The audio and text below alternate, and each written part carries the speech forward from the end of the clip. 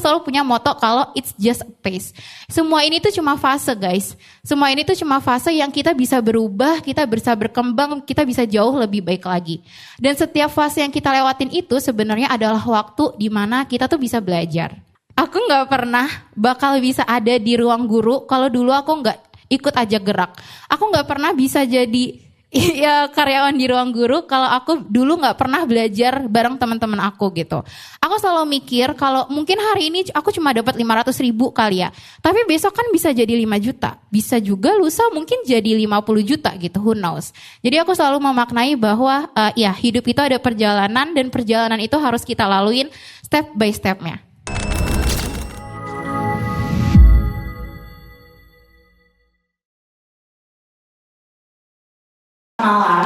Kenalin aku Sabila. Hari ini aku mau cerita tentang kehidupan aku, lebih ke karir path aku kali ya. Hari ini aku ngangkat tema besar satu ya, teman-teman bisa lihat judulnya Gak Papa It's Just a Phase. Jadi hari ini kita mulai nge-gak papain semua hal dalam hidup kita. Next. Nah sebelumnya kita kenalan dulu kali ya guys. Aku adalah seorang manusia biasa, early 20s, sangat early. Karena tahun ini aku baru masuk ke umur 22 tahun ya, masih muda sekali. Dan aku punya moto hidup yang super simple. Jadi moto hidup itu aku ambil dari salah satu lagunya Hindia. Mungkin teman-teman ada yang tahu juga. Di judul lagu yang berdansalah karir ini tak ada artinya. Di dalam lagu itu ada 2 lirik yang menjadi pedoman dan moto aku sampai saat ini. Bunyinya gini, lakukan apa yang kau mau sekarang, saat hatimu bergerak jangan kau larang. Nah berangkat dari moto itu aku tumbuh menjadi seseorang yang terabas-terobos aja. Jadi setiap ada kesempatan apapun pokoknya coba dulu deh. Setiap ada kesempatan apapun terabas aja deh, gak tahu nanti ke depannya gimana. Yang penting kita coba dulu. Nah dari dulu aku tuh orangnya sangat suka ngomong ya. Aku sangat suka ngomong tapi aku pengen aku ngomong tapi ada orang yang pay attention terhadap apa yang aku omongin. Aku mikir keras, gimana ya caranya aku bisa ngomong tapi orang-orang tuh dengerin apa yang aku omongin. Sampai akhirnya aku kepikiran satu sosok, ada yang tahu nggak kira-kira siapa di dunia ini gitu. Kalau dia ngomong banyak yang dengerin. Ada yang mau nebak nggak? Kira-kira sosok siapa sih kalau dia ngomong pasti ada tuh orang yang ngedengerin. Ya bener sih, tapi kayaknya aku nggak kepikiran mau jadi presiden juga deh. Ada jawaban lain gak selain presiden?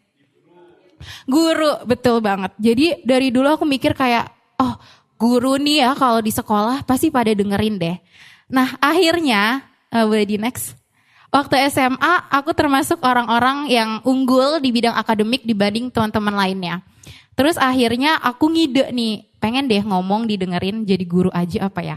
Tapi aku mulai dari kelompok belajarku. Jadi dulu aku suka banget bikin kelompok belajar sama teman-teman aku. Yang kita tuh setiap mau ujian pasti belajar bareng. Setiap mau ulangan harian kita belajar bareng. Nah di situ akhirnya aku punya wadah untuk aku bisa ngomong dan ada yang ngedengerin. Gitu. Cuma di sini guys aku bisa ngomong dan ada yang ngedengerin gitu. Mungkin boleh di next. Akhirnya aku tumbuh menjadi seorang mahasiswa, tapi aku tidak mengambil jurusan pendidikan karena aku gak mau jadi guru. Aku tahu aku suka ngomong, aku suka didengerin, which is itu adalah pelajaran menjadi seorang guru, tapi aku gak mau, jadinya aku ambil jurusan lain. Aku pikir setelah aku gak jadi guru, aku bakal terlepas nih dari dunia pendidikan. Tapi tentunya enggak ya guys ya, karena di tahun pertama aku kuliah, aku dapat kesempatan untuk join ke organisasi non-profit namanya Ajak Gerak, kalau teman-teman tahu. Di organisasi itu kita membantu teman-teman underprivileged yang gak bisa dapat akses pendidikan yang kuat untuk melanjutkan mereka kuliah, kita bantu gitu. Nah, pada saat itu aku bingung gitu, join nggak ya? Aku di situ jadi pengajar. Kira-kira aku join lagi nggak ya jadi pengajar? Tapi karena moto aku terabas aja yang ada, akhirnya ya udah aku join ke organisasi itu di tengah chaosnya dunia. Karena waktu itu aku baru semester 1, aku butuh adaptasi dengan kuliahku, tapi at the same time aku harus tetap ngajarin anak-anak underprivileged ini biar mereka sukses gitu. Tapi alhamdulillahnya di tahun 2021 aku bersama Ajak Gerak berhasil membantu lebih dari 10.000 siswa underprivileged dalam meraih kampus impian mereka. Oke, terima kasih. Boleh di next. Nah, dari kedua kegiatan itu semuanya adalah kegiatan yang anti profitable club. Aku nggak mikirin apakah itu akan menguntungkan buat aku, apakah aku bisa dapat pundi-pundi rupiah dari kegiatan itu. Aku nggak mikirin sama sekali. Cuma dua hal yang aku pikirin di sana. Satu, gue bisa bantu orang. Dua, gue bisa ngomong dan ada yang dengerin gue ngomong. Next. Tapi everything has changed ya teman-teman. Teman-teman boleh lihat di sini ada SS-an rekening gue beberapa tahun lalu yang isinya cuma 26.000.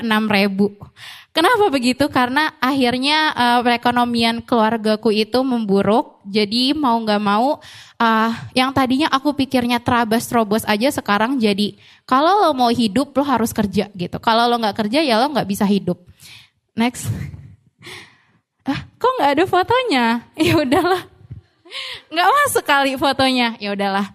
Nah, aku mau cerita karena pada saat itu aku masih tahun kedua dan aku bingung banget gimana caranya seorang maba yang nggak punya pengalaman ini harus kerja dan apply kemana. Aku nggak tahu sama sekali karena jurusanku tuh sangat teknikal gitu. Jadi kalau nggak punya pengalaman ya lo nggak bisa masuk ke perusahaan sana.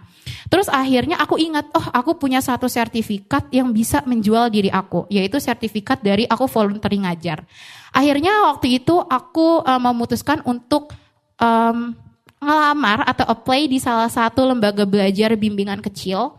Itu kecil banget, cuma regional dan alhamdulillahnya keterima. Tapi yang aku kagetin adalah fee-nya guys.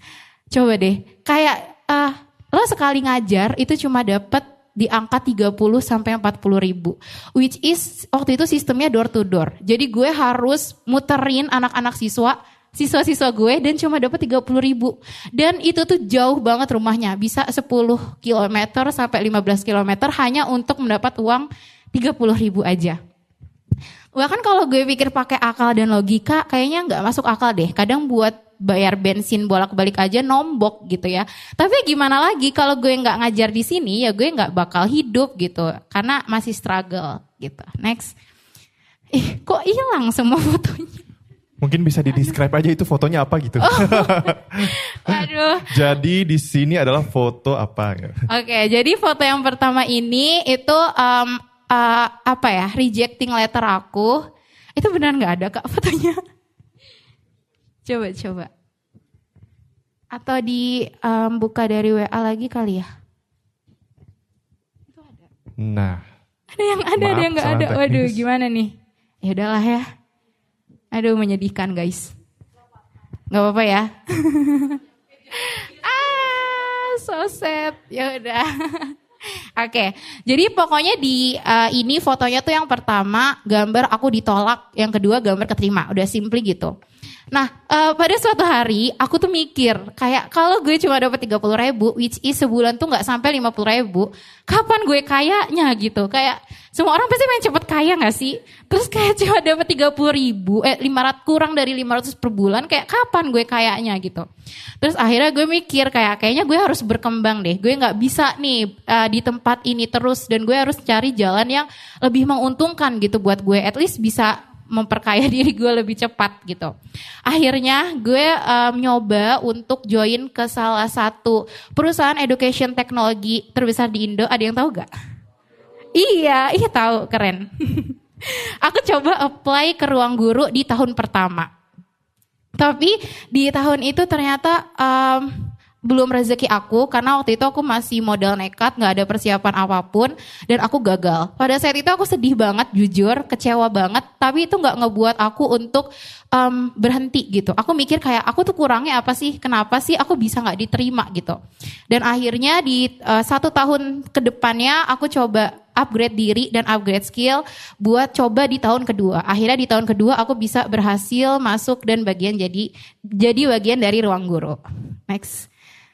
Nah setelah itu akhirnya gue bisa ngomong gitu ya ke dunia kayak jadi gini ya rasanya kerja di dream company dengan dream job yang aku impikan. Kerja di Ruang Guru itu salah satu impian aku dari lama karena aku udah gak perlu ngelaju 10-15 km jam 9 malam menghadang hujan badai gitu, aku gak perlu lagi dan gaji aku jauh lebih besar dibanding 30 ribu di awal gitu. Next. Nah, tapi kalau dilihat kayaknya struggle aku tuh sebelumnya banyak ya. Mulai dari penolakan, terus ekonomi keluarga, sampai ngajar cuma dibayar 30.000. Terus gimana sih caranya aku deal with semua struggle itu? Next. Nah, aku selalu punya aku selalu punya moto kalau it's just a phase.